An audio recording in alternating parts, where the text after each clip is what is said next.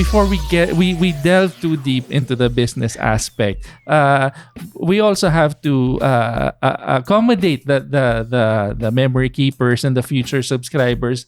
At what point did you decide to become a content creator? Because you're technically now you're a YouTuber.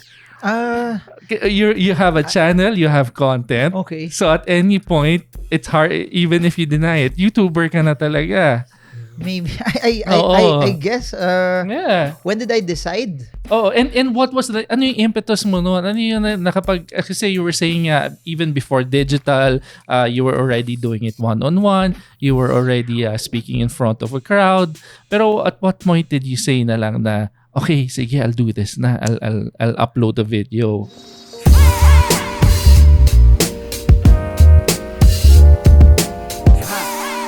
I don't know if you count yung mga, what I did kasi before, I would do a lot of TV interviews. I mentioned it at the start that I would rip them, then I would upload them. So if you count that as the start, I was doing it since 2011. What I siguro realized was I like to communicate my thoughts. So regardless of what I tried everything already.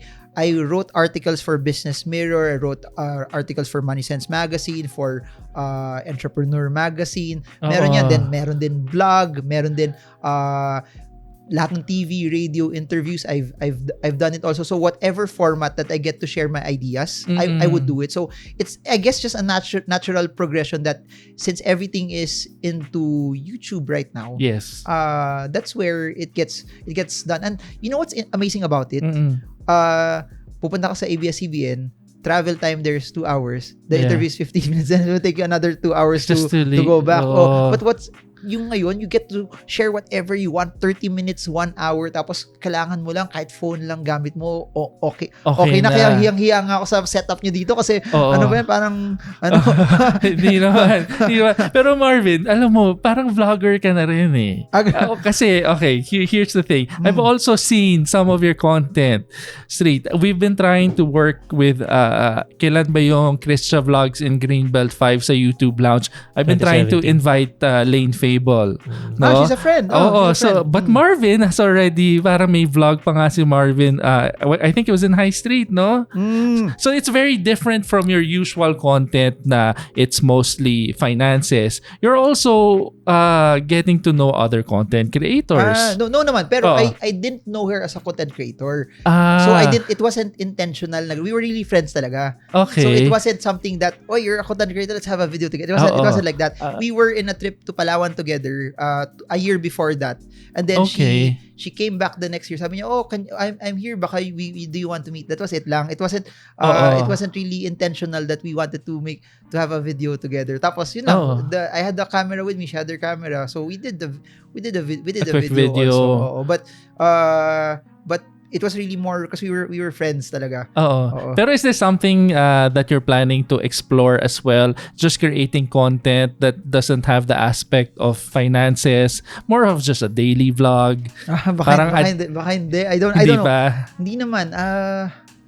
I don't know. I syempre this will be timeless, no? So I don't know if I will do something like that later on. Pero I don't know. It's not something that I'm passionate about. As what I said at the start, I only do stuff that I'm passionate about. That's why also I did different businesses to know if this is something that I'm passionate about. So far today, I tried. You can may search kayo dyan, a day in the life of stock trader. I tried 1 or 2 videos about it just to show how kahit busy schedule mo, pwede ka pa rin mag-trade, ganon. So but 1 or 2 lang. Ayan, so that one. So the one on top. Yan, so pero Marvin, do you shy away from anything political or talagang it's tied in with finances? Kasi yung mga ibang channels, as soon as you say something political, ayaw nila eh. Meaning when people ask me about politics? No, anything discussing siguro kahit pag discussing an executive order by the president or anything na espousing a certain party? Do you discuss anything political on your channel? Parang wala. Parang wala. But if it comes up during a segment where we get to talk about it, okay lang naman. Pero I'm under the concept of kasi whoever the president, people are so concerned of whoever the president is. Pero if you don't take care of your business, you don't take care of your finances, whoever's there won't really help you. People are always pegged na, I will wait for this kasi magbabago buhay ko. Guess what? Kahit sino na dyan, if you don't do anything, I keep saying this all the time, no one will take care of your financial future more than you. If you're not taking care of your financial future, whoever's there, no one can help you. It has to come. That's why I'm making the videos, because it has to come to a point that Filipinos need to take responsibility that it's up to them if they want to move up in life. It's their responsibility. No one will do it for them as well. And yun. That's such a good message, especially to the younger ones. Kasi ang hirap din when you're crawling from paycheck to paycheck. No, it's always good when one person has savings, especially at a younger age. Pero okay, going back to this one, this is a day in the life of a stock trade. Sorry, Lester. Stock trading for the busy. Stock trading for the busy. And this is the first, and is it the last one you've made? I think that was the second one. There was another video a year before that naman where I showed it na I flew from Jensen then to Clark and etc. Pero sabi ko pwede pa rin mag-trade kasi everything's from your phone already. Yeah. So ganun lang. It's not as complicated as what a lot of people think it is. So yeah, that my day started at 6 a.m. I went home at 11 p.m. Wanted to show them how busy my day really is. Talaga. Wow, 6 to 11. When did you realize that ang ganda ng rapport mo with communicating with because not everyone is receptive to finances. Diyan mo makikita immediately everyone's defense mechanism kicks in eh. I don't know eh. Siguro it's part of my DNA kasi when we talked about this at the start of the program, when my office mates were talking to me, that doesn't happen eh. Yung boss mo sasabihin niya sweldo niya sa'yo. So I guess it's normal. I guess it's normal na for me. And before you would see people that they will here's what's interesting about money. Once you know where people put their money into, you already know their values already. It will speak volumes of who they are as a person. And money, their numbers eh. Hindi mo siya maano. There was one time, tinitignan ko yung budget ng isang tao. Sabi ko, merong hindi nagmamatch siya. Bakit parang may kulang? Then, amin na siya. Marvin, sa totoo lang, yung 20,000 nawawala, meron ako mistress, doon pupunta yon. So, ganun. So things like that, you can hide everything, pero there will always be a money trail eh. That's true. Money, numbers don't lie. Ika nga, no? Numbers don't lie. So, you guys better be careful for all the titos out there who want to consult with Marvin. Come clean. Tsaka, best financial planning advice, stick to one. It's not cost-effective. Totoo. It will destroy your finances. Kasi magta-times 2 lahat ng gastos. Totoo nga yun. Lester, before you get married, at least alam mo na yan. Marvin, I'll put you on the spot a little bit. Since ang ganda ng charisma mo, you're a communicator. Would you ever consider public office? No. When I was younger, sabi ko, okay to, you can change the course of the country. But what I've realized in what we have here, it's hard eh. It's very, very hard if you want to create change. It's systemic already eh. That's why I salute Vico Soto, what he's doing. Yes. It's amazing, but for things to change, no one person can actually do it eh. Yes. So and na-realize ko, you flow with what you are called to do. You flow with the things that parang disrupts you, na parang naiiyak ka inside. Yes. So for example, people always say, save the trees, ganyan, di ba? Parang when I see that, parang okay, let's cheer them on, ganun. Pero hindi something na nagtatag sa akin. Pero when I see a person na lubog sa utang, parang it's so hard for me not to help them. Pag may nakita akong tao na kunyari security guard o order siya, tapos sobrang nakita mo wala siyang pang bili ng drinks. So parang parang when it breaks you up inside. When I see people in terms of finances, that's something that I need to take action for. So I think people are called to do different things, and it's just a blessing that I found mine earlier in life also, that I don't have to search for it. That's why people ask me what do I want to do, what's next. Sabi ko, ito na yun eh. I'm loving every moment of it. That's why I don't even have to go into a vacation, because I'm never burned out already, because this is it already. If I get $20 billion I'll still do YouTube videos. Oh, that's true. Galing, yeah. It's something that I love to do eh. Ako may fearless forecast ako, prediction. I think in a few years, not naman, I don't know how long, pero parang nakikita ko na yung Secretary of Finance. Sa Department of Finance. Nakikita ko na, Marvin. Hindi ko alam kung sino presidente at that time. Pero at least, when that happens, sasabihin ko, oy, nasa podcast namin yan. It's hard. And do you watch a lot of mga political shows, yung mga sa mga Netflix ganun. You watch yung mga Madam Secretary, yung mga what's this? Si Albright ba? What's her name? Madeleine Albright ba?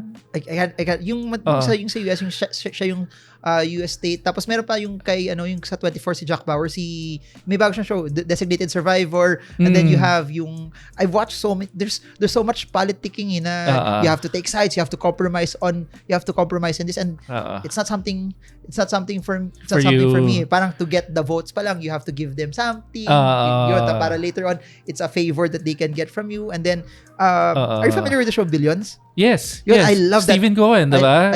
It's patterned after Cohen. Yeah. I don't know if it's where it's patterned on, pero I watched that. Ganun din. Yung blackmail, to get this, or yung mga ganun. I think that's normal in the world of politics, and that's not for me. I just like to what's happiness for me is I get to eat what I want, I get to drink coffee anytime I want, and then to travel. That's it. That's it lang. Sabi nila, the first sign of a leader is someone who doesn't want the position. Totoo yun. That's the first sign of a leader. Since we're on the discussion of YouTube, what are the future plans of your channel? Since the growth is astounding. I don't know. Pero what I'm currently doing right now, I'm just gonna keep on doing it. May pangarap ako dati, sabi ko, at least 10 million people investing in the stock market. Yun. So, I don't know, but I'm just gonna keep on doing it because it's fun. Something that I like. It's something that challenges me. And YouTube is hard. Unbeknownst to many people would always say, mag YouTube ka, because it's so nice. But what people don't know, it's hard. You have to really like it. If people are in it for the money, don't do it. It's not worth it. You have to do it because you really like it. So if you're asking me what's gonna be there, same lang. More of that. Marvin, is the Stock Smart is name of the company, or is that the name of is just the YouTube channel name? It's everything already. When we did the talks, it was and 10 years ago when we did the books, it was all that. So it just carried on na lang in everything that I do already. Ang galing. It's ang galing ng branding. Ang galing ng branding.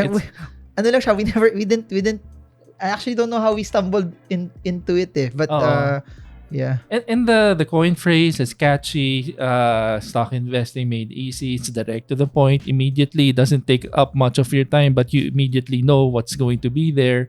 So, super lacking yung mga ganitong channel sa YouTube space. Pero at least there's one that's in the Philippines, diba? And I hope kasi andyan na si Joycio, no? I hope mas dumami pa yung financial channels. Sabi ko nga, pag dumating sa point na 1 million, iyak talaga ako doon kasi it's a very very small it's a very very small ecosystem that it's not something that people really talk about. Yes. Finance is not something that's so exciting to people.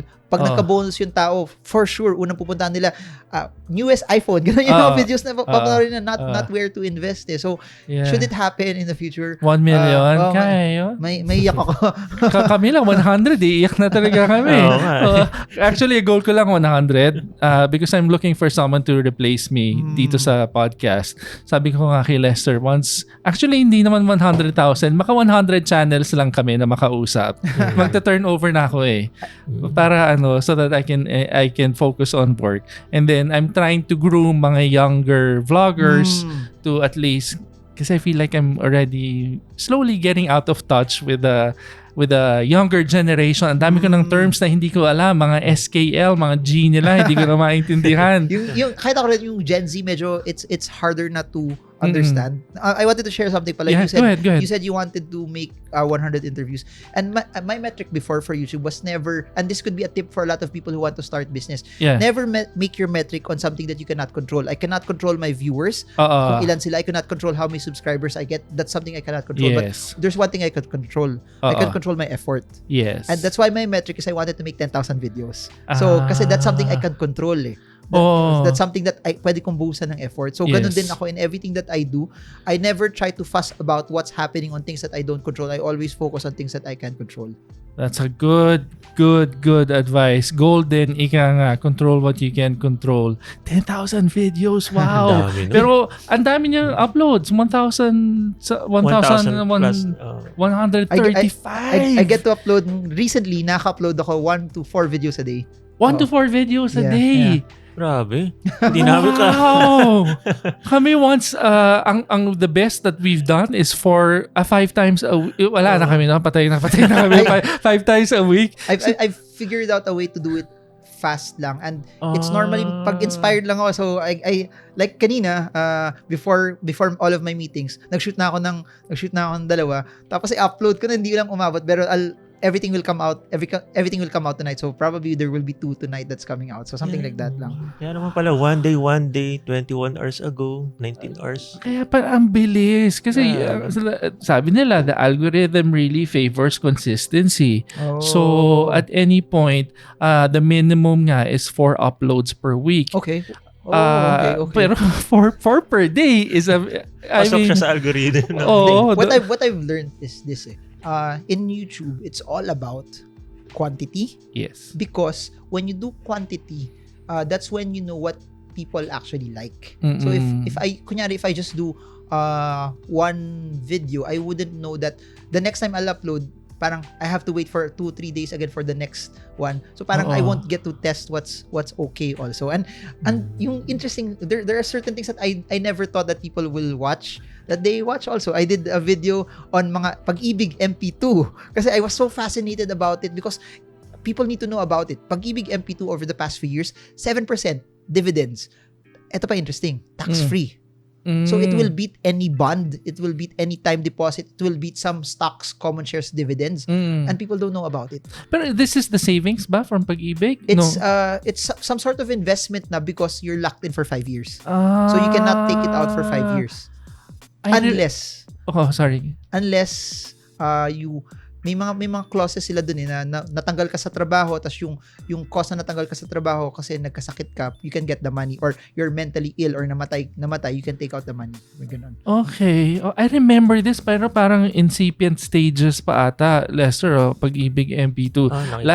Last question. Are you willing to go through sa YouTube? Kasi alam mo, maraming mga fads dyan, maraming mga ano ba yung currently in, yung mga challenges. Okay. Is your channel ano ba yung mga current challenges? Naalala ko lang si Spicy Noodle Challenge.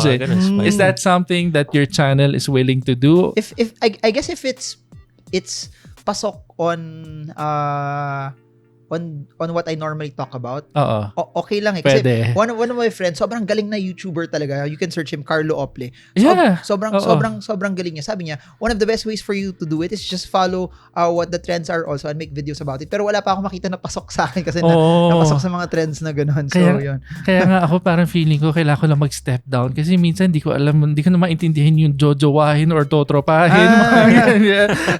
So, Spicy Noodle Challenge. So, sometimes they always always inform me. It's nice to have young people in the office. And what's interesting though about YouTube, as long as you make content that's for your viewers, yes, okay lang kasi gumagawa ako video dati pag nagta-travel ako, doon ako nagkikwento habang nasa lugar na to. Tapos nilalagyan ko pa siya ng, for example, nasa may beach ako or nasa mountain, may ganun pa before I talk, may cinematic pa. People don't watch it Tapos may mga videos ako na nasa pader lang ako. People watch it. So na-realize ko, this is what my audience wants. So it doesn't matter if it's maganda yung scene or ano.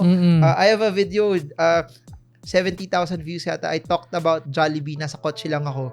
And then 70,000. Wow. I talk about bakit kailangan mo mag-invest sa Jollibee, something like that. Oo nga, totoo yun, no? So that's one thing that you'll be able to get out of quantity uploading is that you'll be able to plot out kung ano talaga yung watchable videos or the videos that your subscribers and future subscribers might like. Ang dami nabibili. Alam mo, pag nakakakita ako ng upload na mga 800, na-intimidate na ako Kasi ang hirap diba? And you're very consistent. And that's one thing for all our subscribers and our the memory keepers and future subscribers. Siguro if there's one takeaway for this podcast, it's definitely consistency. And if you can upload as much as you can, as long as kahit papaano may substance naman, wag yung sobrang minsan kasi kailangan I read something that people watch YouTube videos, they like watching it when at the end of the video they feel like it was time well spent. Hindi naman yung parang nawalan sila ng oras. So that's one thing that we've learned from Marvin today, diba, Lester? Yes. But one last question, Marvin, you're the one who edits your video? Out of this, siguro there are some videos that pinapa-edit ko, but the problem there is it's stock market So by the time na bumalik sa akin, irrelevant na information. So it has to be something that's fast. Tapos, yun, na-inspire ako kay Carlo Ople. Carlo VP of PLDT, but he still edits his own video. So I just figured out a way on how I can, this is my normal time. 1 hour, shoot, edit, upload, thumbnail, description, 1 hour dapat lahat. I should finish everything in 1 hour. So I can still go about my other activities for the day as well. Ang galing nga. See, Carlo, I see his, ang dami rin niyang websites, ang dami niyang... Sneakers naman siya. Yeah. Oo, nagre-review, no? Okay. Actually, I heard about Carlo with kay Bryce, no? Kay Omni and Bryce. Oo. Anyway, sorry. Go ahead, Marvin. I wanted to share this. Yeah. This can be applied to YouTube but in business also. My channel was around August 2019. It was around 33,000 subscribers at that time. August. So in 3 months it more than doubled. 2019. August 2019 it was around 33,000. Ano pa yun, nasa couch kami ng bahay ni Carlo Ople noon. And then after that, I don't know, I just started to make and then the videos started to increase. And this is the business tip that I wanted to give people.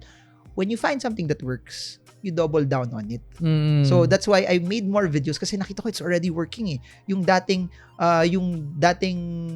view ko for 1 month, yun na lang yung views ko for 4 days. Parang ganun. So sabi ko, it must be working. So you double down. So ganun din in business. You find something that works. Don't diversify. Don't do other things. Just focus on that already. You put all of your eggs in one basket when you know it works. Dami kasi gusto mag-Ramon ang ngayon. Nagda-diversify lahat kung saan.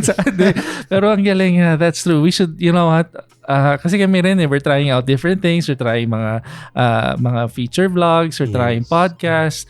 We're trying so many things. I think that's okay when you're starting. Yeah. When you do everything and then out of that 10, when there's one that gives you that 90% result, you double down on that one already. So I subscribe to that also, that when you don't know, when you're still trying to figure out what's the best opportunity, you try everything already. Yeah. And then ayun, ganun din ako.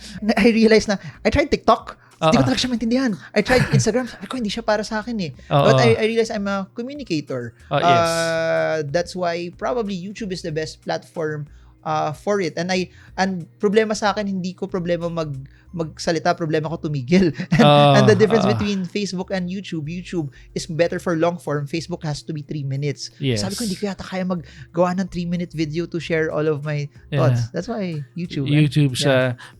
Marvin, may Q&A portion ba for parang si Casey Neistat, diba? Parang he has that Q&A. Meron nga siyang Q&A portion. You also have that, no? Parang nakita ko meron ka I interview some people. So what I do, if you look at the channel, I try to, the end goal is to inspire other people din kasi. That, kasi if they just listen to me, sasabihin, si Marvin yan, kaya okay talaga yan. So I interview OFWs, people different walks in life that have somehow had their own victories and also had their mistakes in the future. Parang, nga, to, domestic helper to, pero nagsa-stock siya, paano niya nagawa yun? Ganon. So, it inspires other people. Ito, lawyer to, pero kahit busy schedule niya, tapos yung course niya layo sa finance, pero nagsa-stocks pa rin siya. So, it's showing that Filipinos can win. And that's the whole point about it, na people always think na pag nasa Pilipinas ka, wala kang pag-asa yumaman. And the goal of all of this is also, Filipinos can be rich here. Yes. And that's why I keep doing, naiyak na tuloy ako. Pero you know what makes this fun is to see Filipinos prosper in the Philippines. Para yung tingin ng ibang bansa sa atin, hindi tayo domestic helper, hindi tayo nagtatrabaho doon para lang kunin yung trabaho ng ibang tao, that they will look at the Philippines 10, 20, 30 years from now, that if there was a tipping point, it's our generation that made the Philippines rich. And that's something that, naiyak na tuloy ako. It's something that will be the most fulfilling thing, that you get to shape a generation.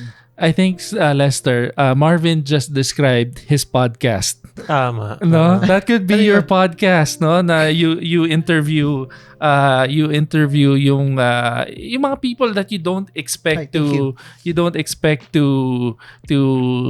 be able to invest, to be able to make good in finances. No, that's a good, pwede na ako producer. Pwede na. Ito na naman si Tito Paolo. Paglipat natin, pwede na. Ito na naman aking mga shameless proposals while doing Spill the Beans. Pero that's an amazing, if you can have that podcast, that show na, because you're very well established already in the financial world, no? And then, but if you can interview someone who's medyo blue collared, or someone who's very far, kasi ang perception kaagad, if someone's in stocks or finances, very well-to-do na, maganda na talaga lifestyle. Pero if they can see na, he's in the military but he can invest. He's a security guard but he can invest. Diba? That's your show. Ang galing. may interview pa ako, nakakatawa. Yung nagsa-stock siya. Yung title, kala ko it will work, pero it was just funny. Pero people didn't watch it as much. Yung title niya, Bombero nasunog sa stocks. So, that was so funny lang. And yun lang. Ayan, Bombero. Bombero. So, gusto ko na i-produce. Pero okay, galing Marvin. Galing, sorry. And HCI. Okay. Nasunog. And I balance it out also. Well, actually, I just corrected myself na he doesn't need to do a podcast if he can do it like this, eh. Diba? Ang bilis pa. Wala ka. Yun nga, he doesn't need structure kasi he's always traveling. The fact that you can do it like this, it's fast. You can produce it, you can edit it, you can post it. Matagal kasi minsan mag-podcast, no? Pero okay lang. There's a lot of things that can still be done. Pero galing, I like it. Ayun na pala, dami ng concept. There is no lack of ideas. Sorry, Street. Kanina pa ako last question, pero yun na, last na yun. Alright, Marvin, thank you very much. Nako, sir, thank you. Thank you for coming. Our very first guest in the financial. Tama ba? Meron na ba? Parang wala pa. Wala pa, siya pa lang. Our very first. Thank you for coming. It was very informative, not only educational, pero inspirational as well. Especially, ang pinaka gusto kong takeaway is that when you're young, that's when you take the risk. No? You can't risk everything on retirement kasi very minimal na ang margin to recover. So, thank you very much, Marvin. Thank you for coming. Thank you for coming to Spill the Beans. First time, muntikan na umiyak. First time na nangyari. Grabe to. Thank you. First na yun. Para, alam mo, very objective ang mga financial people. Kaya ko lang nakita naging emotional. Very inspiring kasi yung story. Pero yun nga, Totoo Memory yan. Keepers, we are done with another episode of Spill the Beans Podcast. Thank you. Medyo mahaba-haba to. Pero maganda naman yung topics natin for today. Yes. So for memory keepers, if you like this episode, don't forget to click that subscribe button and also the notification bell. Yes. And also kay Marvin Germo. Germo, tama ba? Okay. Yes. So subscribe din kayo para marami kayong matutunan, lalo na sa money and money, para matuto tayo pareho. So we'll all learn. For all the memory keepers and future subscribers, we'll link everything in the description box. He doesn't need our help, but just in case if you guys are interested, no, ang maganda ang channel ni Marvin, no, the growth is amazing on his channel, and also the takeaway, the knowledge and the wisdom is there. We all need financial knowledge as much as we need to improve our health. Our finances should also go with it. So Marvin, thank you. Lester, take us home, please. Okay, let's go home. So memory keepers, see you on the next episode. Bye. Thank you for watching. We'll see you on the next one. Bye.